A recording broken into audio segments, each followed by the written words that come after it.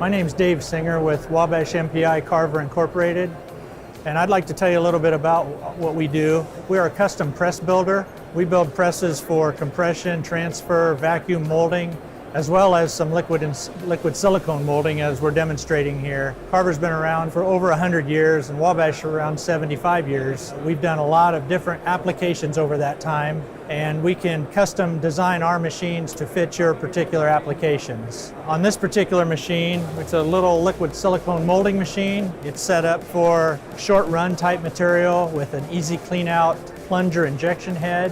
We've designed it that way to take advantage of those applications that really need to have quick turnaround times. Cleaning out the heads on traditional machines is very time consuming, and you can turn this one around in less than a half hour and be running different materials. Right now we're in the middle of a cycle doing an injection molding part, that small little Band-Aid mold that we coupled up with Fort Wayne Mold in Fort Wayne, Indiana, and they supplied for this application.